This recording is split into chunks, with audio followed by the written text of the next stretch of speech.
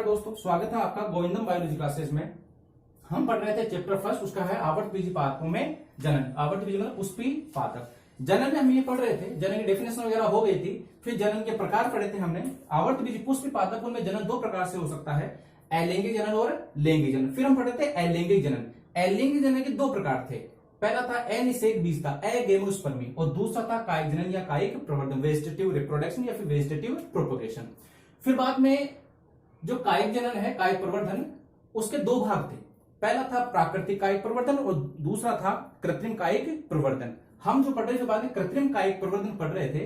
कृत्रिम कायिक प्रवर्धन के अंतर्गत हमने तीन विधियां जो मुख्य रूप से उनके बात की थी हमने।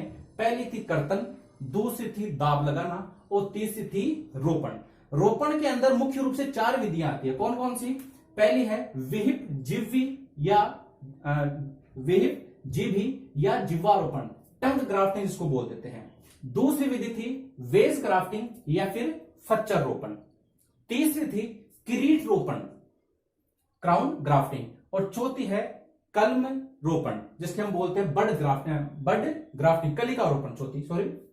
तो पहले देख लेते हैं अपन, सबसे पहले देखते हैं अपन विहिप रोपण या जीवारोपण। लेकिन इसके पहले कुछ टर्म्स है वो देख लेते हैं। देखिए क्या होता है कि ये जो रोपण विधि है, इसमें दो अलग अलग गुणों वाले पौधों को लेकर के उनमें चीरा लगा करके उन दोनों को इस प्रकार से जोड़ा जाता है कि अंत में जाकर के दोनों मिलकर के साथ में वो वृद्धि कर सके।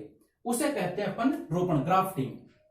होता क्या है इसके अंदर कि इसमें जो दो अलग अलग गुणों वाले जो पौधे हैं उनमें से एक को तो लिया जाता है स्कंद के रूप में काम में, और दूसरा है वो कलम के रूप में काम में लिया जाता है। कैसे? देखिए, जैसे एक उदाहरण के रूप में आप देख लीजिए कि एक आम का एक पौधा है जो जिसके आम अच्छे नहीं लगते हैं। ये मान लीजिए एक आम का कोई पौधा है, ये इसमें अच्छे नहीं, लेकिन दूसरे एक आम की किस्म है जिसमें आम अच्छे लगते हैं। हम ये चाहते हैं कि हमारा ये जो पौधा है इसी पे अच्छे आम लगे। तो हम क्या करें कि जो अच्छे आम वाला जो पौधा है उसमें से एक आप कोई भी टहनी है जिसमें कलिका हो, उसे काट के लाएं और इसके अंदर क्या कर दे, आप इसका रोपण चीरा लगा के उसमें फिट कर दे और इसको फिर यहां से हटा दे। ये होती है रोपण। इसमें क्या होता है कि ये जो एक जो पौधा है उसे हम काम लेते हैं स्कंद के रूप में। जो निम्न गुणों वाला पौधा है, जो स्थानीय पौधा है जिसमें हमें रोपण करना है, हम उसे बोलते हैं स्कंद। और जो दूसरा पौधा है जो अच्छे गुणों वाला है, जिसके हमें लक्षण चाहिए होते हैं, जिसको हमें ग्रोथ करवानी होती है, हम उसको बोलते हैं कलम के रूप में। तो जो कलम है वो है अच्छे गुणों वाला जो टुकड़ा हो गया, वो जिसमें कलिका होती है। और जो स्कंद है वो होता है निम्न गुणों वाला स्थानीय पादप होता है। ये जो रोपण है, रोपण विधियां इसलिए काम में जाती ताकि हम इससे अच्छी किस्म के नए उत्पाद बना सकें और उत्पाद इनसे बना करके या फिर अच्छे गुणों वाले पौधे उत्पन्न करके उनसे हम वाणिज्यिक उत्पादन कर सके, पैसे जिनसे कमा सके, अपना व्यापार जिनसे बहुत अच्छा कर सके। तो रोपण की जो विधियां हैं उनमें देख लेते हैं अपन। फिलहाल यहाँ पे दो विधियां हैं जो अपन काम लेंगे यहाँ पे। पहला है विहिप जीभी या जिह्वा रोपण, इंग्लिश में इसको बोलते हैं विहिप या फिर टंग ग्राफ्टिंग। इसमें क्या किया जाता है, इसमें देखिए जैसे ये डायग्राम है, इसमें ये हमने जो पौधा लिया है ये है स्कंद, क्या बोलते हैं इसको, स्कंद, स्टॉक। ये निम्न गुणों वाला पौधा है, चाहे आप इसे बोल सकते हैं निम्न गुणों वाला पौधा, निम्न गुणों वाला पौधा या निम्न किस्म का बोल सकते हो आप इसे। ये बोलते, इसका बोलते हैं स्कंद। हम यहाँ पे केवल इसकी जो जड़ है और जो तना है वही काम में ले रहे हैं अपन। हमें इसके ऊपर रोपण करना है। ये तो ये हो जिस पे हमें रोपण करना है वो कहलाता है स्कंद। और इस स्कंद के ऊपर जिस टुकड़े को हमें रोपण करना है, जो अच्छी किस्म वाला जो टुकड़ा है पादप का, उसे हम बोलते हैं कलम। उसे हम क्या बोलते हैं, कलम। ये है अच्छी किस्म का पौधा या फिर अच्छी किस्म का टुकड़ा है और जिसके ऊपर क्या लगी है, कलिकाएं लगी हुई है। ये जरूरी है कि आप जो कलम, जिस पादप के जिस टुकड़े को आप कलम के रूप में यूज कर रहे हो उस पे कलिकाएं जरूर होनी चाहिए, क्योंकि जो नया पौधा बनेगा वो यहीं से फिर आगे प्रस्फुटित होगा। ये तो हम जीवी रोपण में क्या करते हैं, इसकी विशेषताएं देख लीजिए आप कि हमें यहाँ पे जो स्कंद है और जो कलम है, हम सबसे पहले क्या करते हैं कि दोनों में चीरा लगाते हैं। चीरा किस साइज का होगा, 5 से 8 सेंटीमीटर गहराई को दोनों में चीरा लगाते हैं। पहली बात तो ये होगी कि क्या आपको कलम और जो स्कंद है, कलम अच्छे गुणों वाली है, स्कंद है वो निम्न गुणों वाला बोल दो, चाहे स्थानीय पौधा बोल दो, हमें ये पौधा है इसके अंदर हमें कलम लगानी है अच्छे गुणों वाले पौधे की है।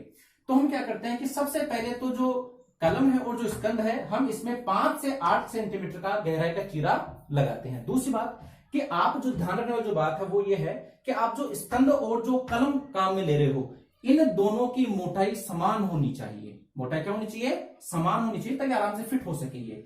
तीसरी बात यह है कि ये जो स्कंद है इसमें हम चीरा लगाते हैं, अंग्रेजी के कैपिटल के वी आकार का चीरा लगाया जाता है। वी आकार का चीरा, कौन सा चीरा लगाते हैं? अंग्रेजी के वी आकार का चीरा लगाते हैं किसके अंदर? स्कंद के अंदर। अब जैसा आपने स्कंद में चीरा लगाया है उसी के अकॉर्डिंग, मतलब यही वी आकार का बन जाएगा, यही चीरा हम लगाते हैं कलम में। तो कलम के अंदर भी हम कैसा लगाते हैं? वी आकार का ही चीरा लगाते हैं। और अब इस कलम को इस स्कंद में क्या करते हैं? इसमें फिट करते हैं। देखिए यहाँ पे इसमें कलम में देखिए, ये देखिए वी आकार, और इसमें देख लीजिए वी आकार। तो स्कंद और कलम में दोनों में हम वी आकार का चीरा लगा देते हैं। दोनों की मोटाई समान है, गहराई क्या हमने समान ली है। अब क्या करो आप इसको, इस पे कलिकाएं हैं, इस पे क्या करो आप इनको दोनों को जोड़ दो इनके ऊपर। ये देखिए यहाँ पे ये इसमें क्या करते हैं, हमने इसको दोनों को जोड़ दिया और फिर क्या करते धागे से इसको बांध दिया। ये हो गया साहब धागा।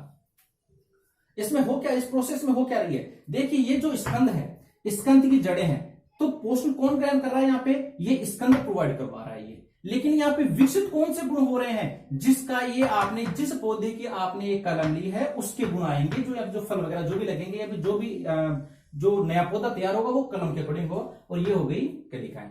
इसे हम बोलते हैं वीप या जिब या जिह्वा रोपण। दोबारा बता देता हूं, इस रोपण के अंतर्गत, इस ग्राफ्टिंग के अंतर्गत हम कलम और जो स्कंद काम में लेते हैं, दोनों की मोटाई बिल्कुल समान लेते हैं, अपन दोनों का जो व्यास समान लेते हैं। दोनों में हम चीरा लगाते हैं 5 से 8 सेंटीमीटर का।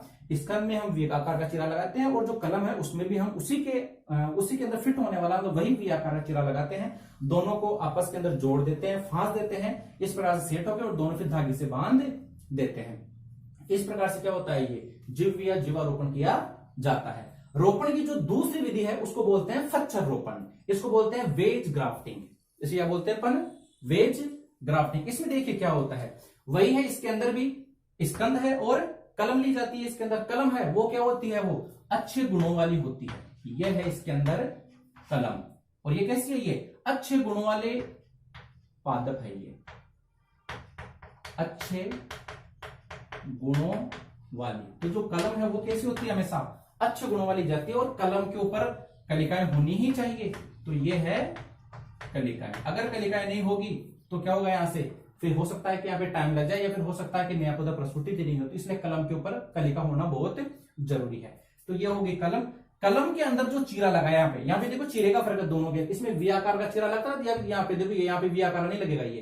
तो फच्चारोपण में क्या करते हैं कि कलम में जो चीरा लगाया जाता है ये लगाया जाता है वेज आकार का। कैसा लगाते हैं अपन? वेज आकार। देखिए ये है वेज आकार का, ये फाड़ी बोल देते हैं इसको, फाड़ी ठोकने शुरू बोलते हैं। ये हो गया वेज आकार का, इसमें चीरा लगा देते किसमें? कलम के अंदर। जबकि जो स्कंद है, जबकि ये है स्कंद, ये है स्थानीय पौधा। ये कैसा है? ये स्थानीय पौधे। स्कंद है वो स्थानीय पौधा है जो निम्न गुणों वाला, चाहे तो आप इसे बोल सकते हो निम्न गुणों वाला पादप। तो निम्न गुणों वाले पादपों में हमेशा स्कंद के रूप में काम लेते हैं, जबकि जो अच्छे गुणों वाला है उसे हम किस में लेते हैं? कलम के रूप में काम में लेते हैं। तो ये हो गया साहब स्कंद। तो कलम में आपने चीरा लगाया वेज आकार का, जबकि स्कंद में हम जो चीरा लगाते हैं वो लगाते हैं वी आकार का। देखिए यहां पे डिफरेंस है, वी आकार का चीरा।